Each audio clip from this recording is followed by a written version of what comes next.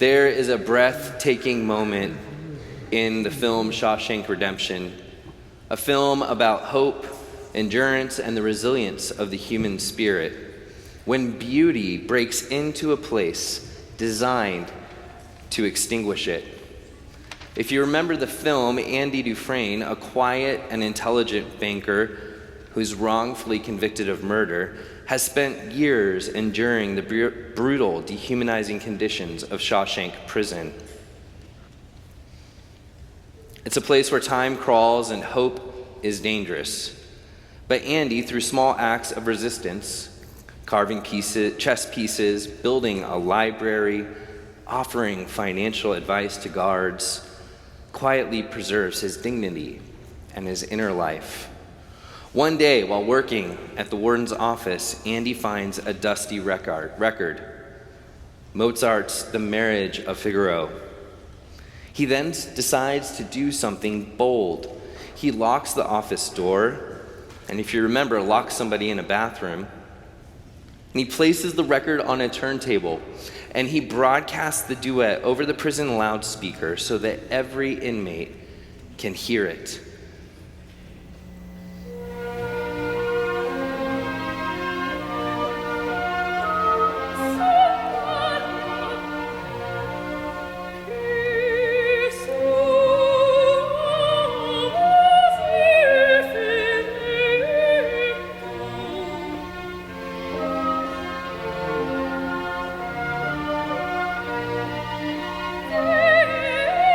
Suddenly, the entire prison falls silent. Conversations stop. Tools are dropped. Faces turn upward. Hardened men, lifers, and outcasts, many who've forgotten what beauty even feels like, are caught off guard by something exquisite and otherworldly. They don't understand the language. They don't need to.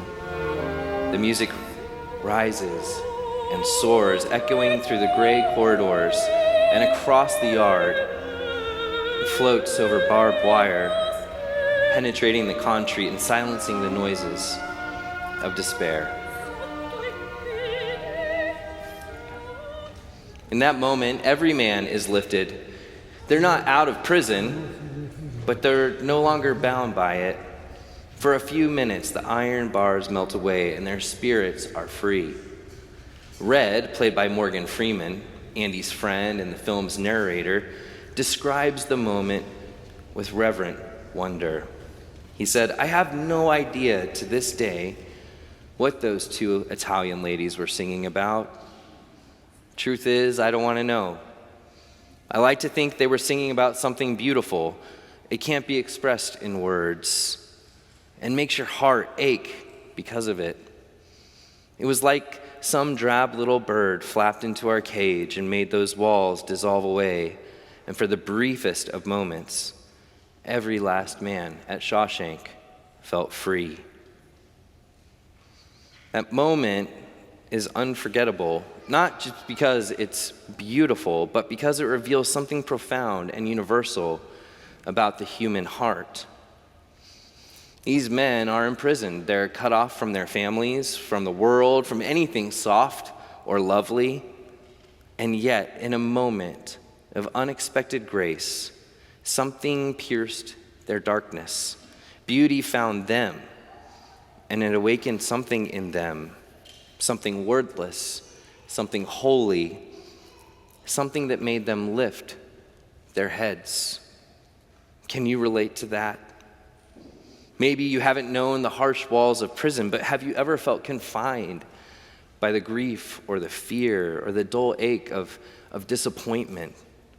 Have you ever longed for something to just break in and remind you that life is more than just survival, that beauty still exists, that your heart can still rise?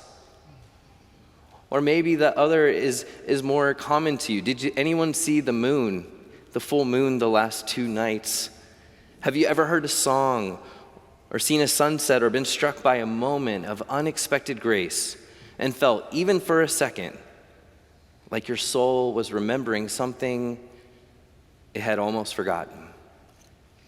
That's what our sermon and our word for today is about, that longing, that lifting, that beauty. And that's exactly what David is reaching for in our scripture today. One thing I ask of the Lord, this I seek, to behold the beauty of the Lord. David is writing this psalm from a deep place of personal distress. David had an incredible life. He had a lot of enemies. At one point, he was fleeing from King Saul, who was jealous of him and just wanted him dead. One time, he was exiled during the reign of his rebellious son, Absalom. Either way, David is in danger as he writes this psalm. And in his moment of crisis, as he so well teaches us in the book of Psalms, he turns to God. He declares his trust and his confidence in God, and then he names his fears. And then his deepest longing, to behold the beauty of Yahweh, the beauty of God. That is what he sees as the remedy for his despair. And it is what lifts his head, even when surrounded by his enemies. To find God beautiful, to take delight in who God is, this is beauty, God's attributes, his character, God's actions. And when David longs to behold the beauty of the Lord, he's not necessarily asking for a visual spectacle. He's yearning to dwell in the presence of God's very character. In Hebrew, scriptural beauty is not merely about appearance, but it is about this reflection of God's perfect nature, the radiance of God's goodness, the radiance of God's justice, his mercy and love. It's how God's holiness feels when we encounter it. Think of it this way: God's character is beautiful because God is whole and harmonious. Where we are divided, God is complete. Where we are broken, God is whole. Where we act in selfishness, God is unfailingly faithful and generous. The more of who we see God is, his steadfast love, his grace, his righteousness, the more we're drawn into knowing him. So when David says, "One thing I ask, to behold the beauty of the Lord," he is saying, let me look into the heart of God until it restores me. Theologian Tim Keller names beauty as one of the proofs of God's existence. He suggests that the beauty we experience in the world is a reflection of God's own beauty, and that our desire for beauty is ultimately a desire for God.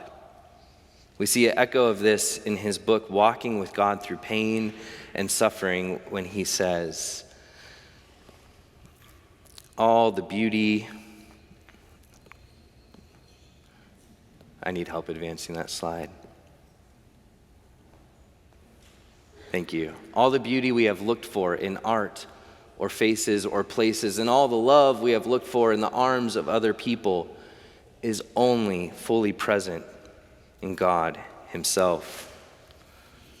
So the Hebrew word that David uses in this passage for beauty is noam. It means something like beauty, kindness, or pleasantness. It describes a feeling of peace and joy and favor that comes from God. It indicates relationship and transformation, not escape, but encounter. Now, how can this one word mean all of these things? Well, it's because it's Hebrew. It's not Greek. In the Greek language, it may mean 1 to 2 to maybe 3 things, but in the Hebrew, this language of the desert, the language of poets, the first language we have according to our prehistory, this language is so much more expansive. A language where light doesn't mean just photons, it means God. It's expansive and inclusive and not meant to pin us down, but to open us up.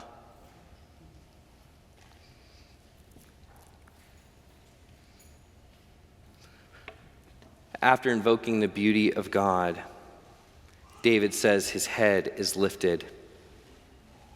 The reality is, when we feel ashamed, overwhelmed, unseen, or imprisoned by our circumstances, it's often only beauty that can truly lift our heads and hearts. Research from the Napa Institute for Church Renewal and Transformation indicates that when we experience beauty, kind of in a scientific way, the first thing that happens for us is the arresting of our attention. Beauty can catch us off guard, attempting to break into our busyness and our distracted lifestyles. Beauty slows us down and settles our attention on something. It focuses us internally and externally. And then the second stage they name is a thrill of pleasure, which gives me a hint of Advent, where we speak of a thrill of hope. All we want to do is pause for a moment to be in the presence of this beautiful thing. Because beauty affects our senses, our minds, and our emotions. So friends, here's what I'm trying to say to you this morning. If you hear one thing, the beauty of God lifts our heads and moves us towards restoration and wholeness. Earlier I asked if you ever felt like the men in Shawshank, surrounded by the walls of hopelessness, weariness, fear, grief. Maybe for you it's not prison, but it's pressure or pain or just the ache of wondering if life is more than survival. Well, here's the good news. God has surrounded us with beauty, not to distract us from reality, but to remind us what is real. In music that makes your heart ache, in art that stirs your imagination, in quiet, in creation that quiets your soul, in forgiveness that frees you. Yes, even when your team wins the championship and you're caught in that moment of, is this real? There's something pulling us. These aren't random gifts, they're divine signals, pointing us to what is true and good and eternal.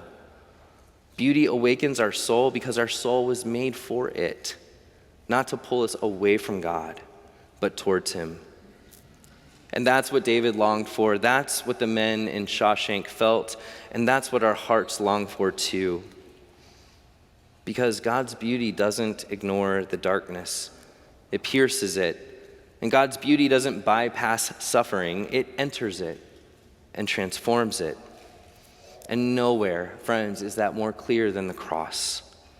The most beautiful act in history was when Jesus gives his life in love, not because it looked good, but because it was good. Pure, holy, selfless, and powerful beyond comprehension. And then we, like the prisoners of Shawshank too, find ourselves in a moment of unexpected grace. When we acknowledged this love and gave our lives to Christ, something was piercing the darkness in us. Beauty was finding us and awakened something in us, something wordless, something holy, something that made us lift our heads and respond to it. God's love for us. The light shines in the darkness, and the darkness cannot overcome it.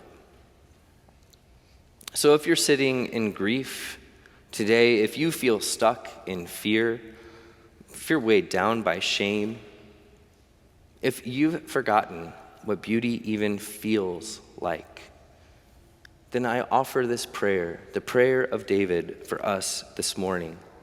One thing I ask of the Lord, to behold the beauty of the Lord. Let his beauty meet you where you are.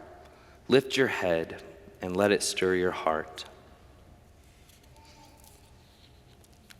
Here's the thing, this beauty, it's not just for you and for me. It's not just to lift our hearts. Our world is aching to see and experience God's beauty too.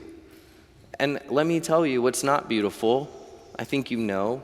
War, famine, these things that are clearly the present darkness that the light is here to pierce. A great example of light breaking into the darkness comes from our prison systems here in the U.S. and around the world. Remarkable things are happening because people have decided to try making prisons beautiful. Places once dominated by concrete and barbed wire are being transformed, not with luxuries, but with beauty.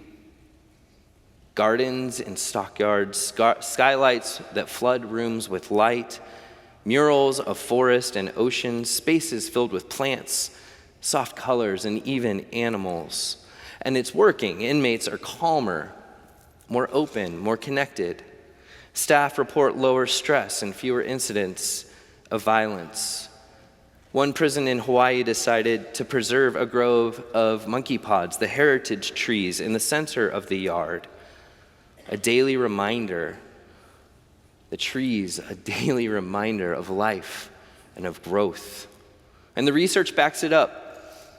In solitary confinement units, showing nature videos reduced disciplinary referrals by 26%. Gardening programs increase self-worth and decrease anxiety. Art therapy helps reduce depression and improves behavior. Prisoners who participate in arts programs have a relapse rate of less than 3% compared to the national average of 60%. Why does this matter? Because beauty restores. These prisons are discovering what we as a people of faith should already know. The beauty of God isn't this optional thing, it's essential to our healing. When we're surrounded by only what is harsh and sterile and gray, we begin to forget who we are. But when we encounter beauty, light, color, gardens, trees, forgiveness, it grabs our attention and reawakens a longing deep inside of us. If it's true in prison, it's true in every weary soul. So maybe part of our calling as followers of Jesus is to be creators of beauty. Because when God is restoring someone, beauty always shows up. Our neighborhoods, our schools, our city, our world, full of people living behind invisible walls. They need to hear Mozart in the prison yard. They need to see the light in the darkness. And Christians, we're the ones called to play that music. Not necessarily with violins or loudspeakers, but with our lives. So, friends, let us live as faithful people who have been redeemed by the love and grace of Christ, who showed us that living for others is the most beautiful way that we can live. Sacrificing ourselves for those that need us. May we reflect God's character and beauty in the world by taking his message seriously. Let's bring beauty to places of isolation. Let's love our neighbors as we love ourselves. Let's forgive one another as God has forgiven us. Let's be patient and kind with one another, bearing all things in love. Let's listen to one another and find common ground. Let's choose humility over pride. I could go on for hours because Scripture has given us images and directives of what is beautiful and what is true and what is good. And our call is to reflect God's beauty into the world. These are not small things. They're glimpses of the kingdom, brushstrokes of God's own character, his noam, revealed through us. Let it be so.